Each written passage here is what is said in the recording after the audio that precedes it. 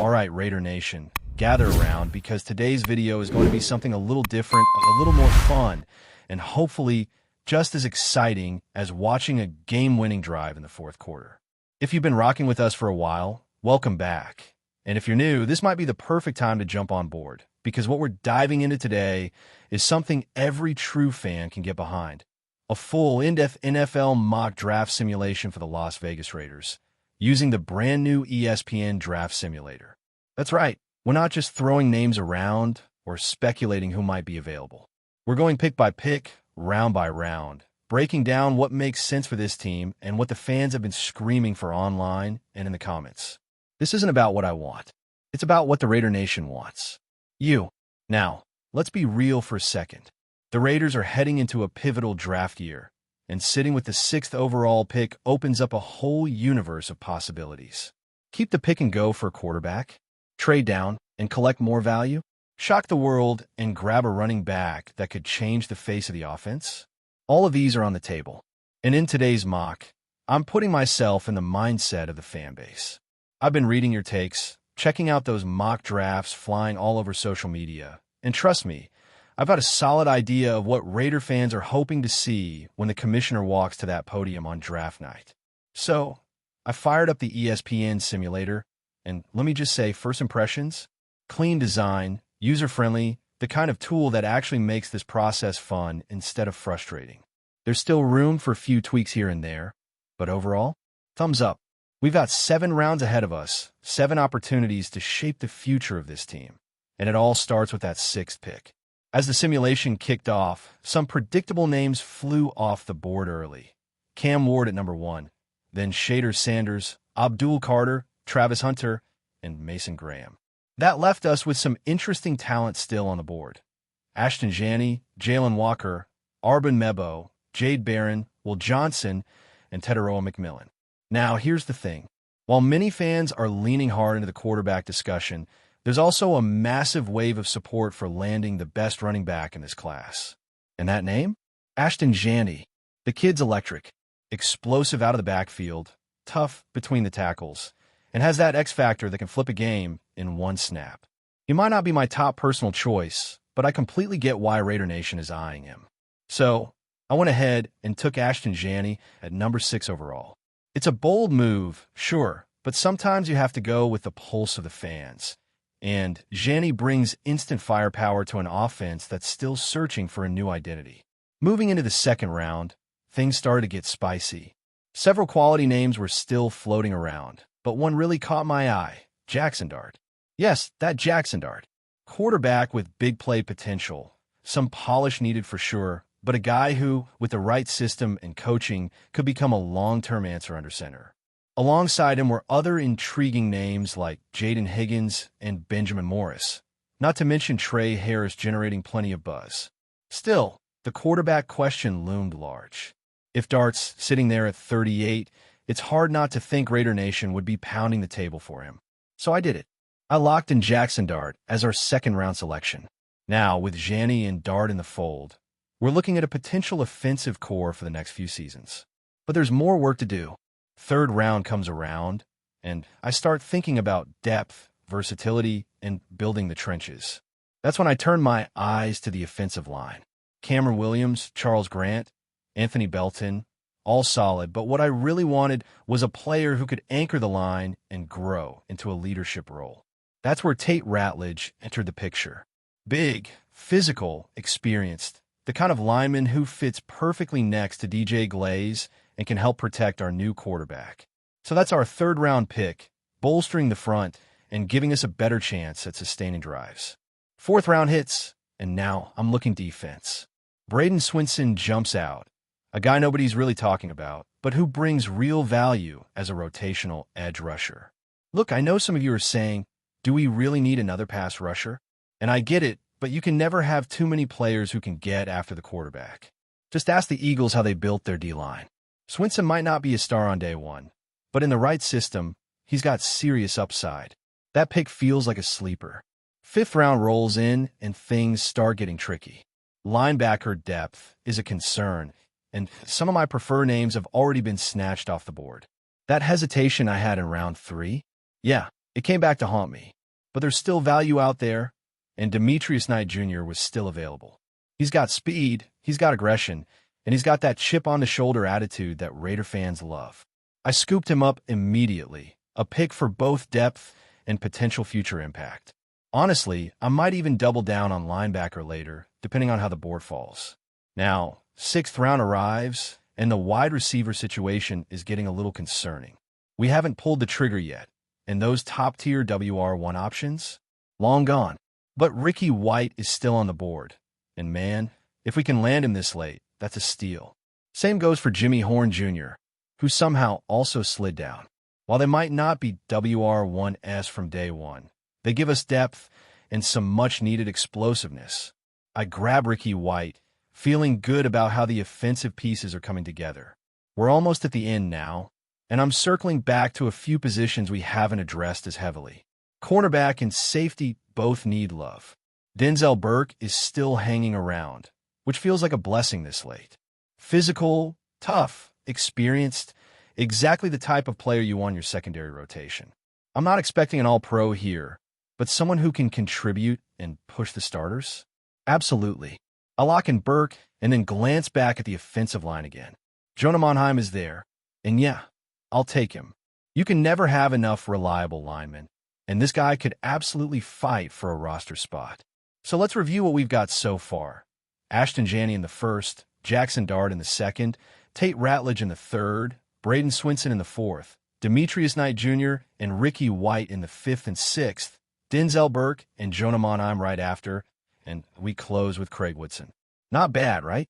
We didn't get everything, and sure, a few picks slipped through our fingers, but that's the nature of the draft. You adapt, you pivot, and you trust the process. I'll tell you what, this was fun. The simulator itself worked well, though a couple of names were missing, and that threw things off a bit. Still, it gave me a solid look at how things might shake out. I know some of you might have gone in different directions with those picks, and that's exactly what I want to hear. What would you have done at number 6? Would you have taken a quarterback right away? Would you have passed on Janney? Let me know, because your takes are what fuel the next mock. And don't worry, I got a few more drafts lined up before the big night. We're just getting started. All right, so picking up right where we left off, the draft board's closed, the picks are locked in, and we got ourselves a full 7-round mock that, honestly, paints a pretty intriguing picture for the future of the Raiders. But let's not stop there. Let's take a deeper look at what these selections really mean, how they fit into the current roster, and what kind of impact these rookies could actually have when they hit the field. Because it's easy to throw names on a graphic, but it's a whole different thing to think about scheme, depth charts, and long-term potential. Starting at the top with Ashton Janney, this guy doesn't just bring athleticism, he brings attitude. He runs with power, vision, and has that instinct you can't teach. Behind the current offensive setup, Janney could thrive in a committee role to start, but there's no doubt he has RB1 potential. His ability to catch out of the backfield gives the Raiders flexibility on 3rd downs, and if the offense continues to evolve under a creative coordinator, Janney could quickly become a focal point. What I really love is how he complements the weapons already in place. He won't need to carry the offense day one, but he'll make enough noise to demand touches. Now, with Jackson Dart coming in the 2nd round, that's a gamble, no question about it. He's not the most polished QB prospect in this draft, and there are areas of his game that need development. But what you do get is a quarterback with swagger, mobility, and an arm that can stretch the field. He's got that backyard football vibe, the kind of guy who can improvise when the pocket collapses. If the Raiders aren't completely sold on their current quarterback situation, Dart gives them an option that doesn't require spending a top 5 pick. Let him develop, maybe even sit behind a veteran for a season, and suddenly you've got a potential franchise guy without the price tag of a top selection. It's a calculated risk, but one that could pay off in a big way. Then there's Tate Ratledge. This pick is all about building from the inside out. If there's one thing the Raiders have struggled with in recent seasons, it's maintaining consistency in the trenches.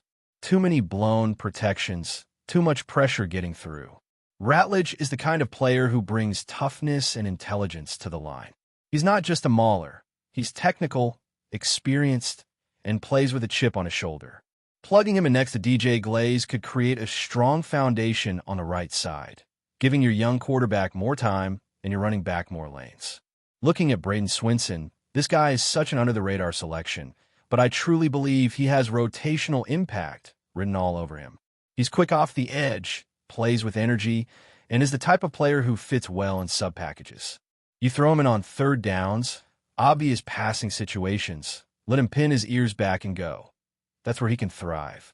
Maybe he's not an every-down guy yet, but he's got that raw ability and motor that coaches love to mold. With the right development, he could carve out a key role and become a fan favorite for his hustle alone. Demetrius Knight Jr. adds that much-needed athleticism at linebacker. The Raiders have lacked range and explosiveness at that position, and Knight helps fix that.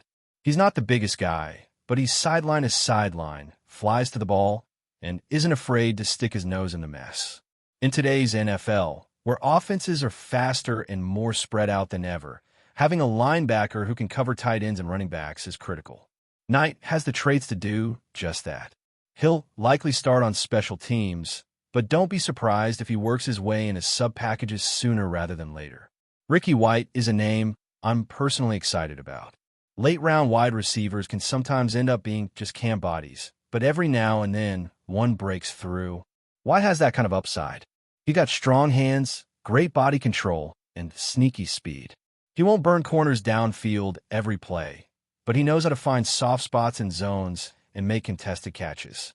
If injuries pile up or if someone ahead of him struggles, White could see the field earlier than expected. And hey, the Raiders have a solid history of turning lesser-known receivers into contributors, so why not Ricky? Denzel Burke in the later rounds was honestly a pleasant surprise. I didn't expect him to be there, and while he's got some inconsistencies on tape, his physical tools are legit. He's long, physical at the line, and plays with a chip. He fits the mold of what the Raiders need in the secondary. Someone who can compete for a spot and push the starters. Depth is everything at cornerback, especially when injuries start stacking up. Burke's got the potential to be more than just a depth guy too. If he puts it together, he might be stealing snaps by mid-season. Jonah Monheim is another one of those safe picks that I really value late in the draft. He's versatile, experienced, and can swing between guard and tackle. That kind of flexibility is gold, especially when you're dealing with a long season full of wear and tear on the offensive line. Monheim probably isn't going to wow anyone in camp, but he's steady. Coaches love guys like him because they know exactly what they're getting. Plug him in if someone goes down, and he'll hold his own. Every successful offensive line has at least one guy like that. And finally, we land on Craig Woodson. Look, I said it before, and I'll say it again.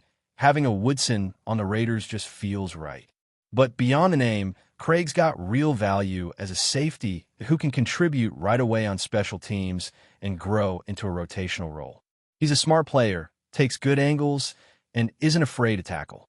In the modern NFL, safeties are asked to do so much: cover tight ends, play the run, blitz, drop back in deep zones, and Woodson checks a lot of those boxes.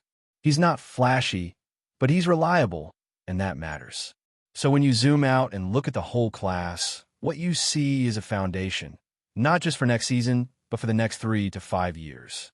There's a clear focus on building around the quarterback, protecting the pocket, adding weapons, and shoring up the defense with depth and versatility. Is a perfect draft? Of course not. There are always questions. Should we have gone wide receiver earlier? Did we wait too long on safety? Could we have traded back and picked up extra capital? All valid points. But based on how the board fell and the direction Raider Nation seems to be leaning, I think this mock hits a lot of the right notes. Now, the big question: how will this actually play out on draft night? Will the Raiders stick at number 6? Will they shock the world with a trade or surprise selection? Nobody knows for sure. But what we do know is that this draft class has the potential to change the direction of this franchise. And if even half of these picks pan out, we're looking at a much stronger, more competitive team heading into next season. Before we continue, don't forget to subscribe to our channel and give this video a like. Your support helps us keep bringing you the latest updates on our Las Vegas Raiders. And don't be shy. Drop your thoughts on the news in the comments below. In a whirlwind twist that has fans buzzing and sports analysts scrambling, rumors are circulating that Tom Brady, yes, that Tom Brady, could be planning a sensational return to the NFL this time suiting up for the Las Vegas Raiders. The speculation erupted after a cryptic video surfaced online showing Brady throwing darts during a private workout in Vegas, wearing Raiders gear. With no official statement yet from Brady or the Raiders, the clip alone has reignited hopes that the GOAT isn't quite done after all. The timing couldn't be juicier.